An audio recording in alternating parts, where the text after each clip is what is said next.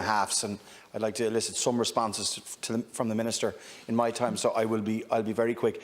Minister, you finished on the Micro and Small Business Restart Fund. Could I ask you, have the Department looked at other rateable organisations such as sports clubs and some other community organisations who are paying rates, who actually and would have staff be that, and who can't actually apply for that restart grant?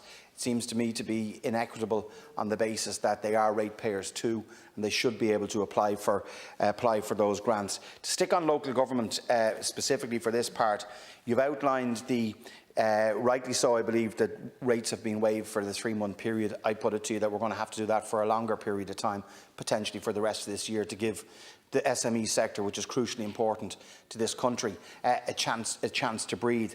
But I wanted to ask, have financial projections been done within your department on potential lost revenue over those coming weeks? You've mentioned a figure, I think, of 260 million in that period of time. So in that context, have you, as Minister for State, or Minister Murphy, discussed a local authority recovery fund to compensate for that lost income? I think all of us would agree, and I do want to put on record my sincere thanks to all the local authority staff all over this country.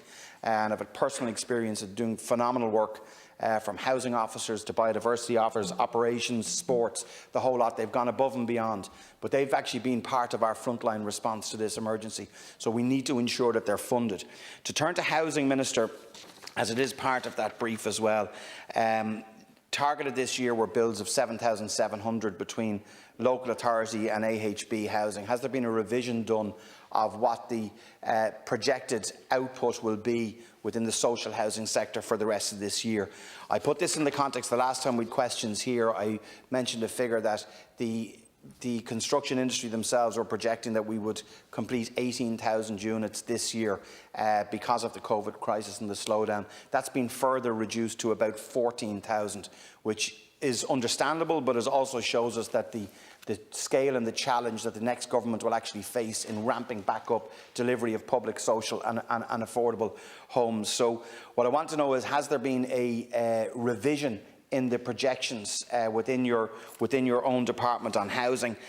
What do you believe will actually be delivered this year? And could you also, if at all possible, on the social housing sites that are back in action right now, what's in the pipeline there for the rest of this year in the active sites that are up and running? Finally, to ask on housing, the capital envelope for this year for local authority bills, do you see that as being secure to deliver the required housing for the rest of this year? And very, very finally, relating to the Rebuilding Ireland home loan, I raised this issue a number of weeks ago, and I'm glad that the department is giving forbearance to mortgage holders who will not be charged interest in that intervening period, and I think that's the right thing to do. I wish our financial institutions would do the same, and I would ask them to do that. Have you an update on extending the forbearance measures, Minister, for a further 3 months, should that be required? Minister, can I respond?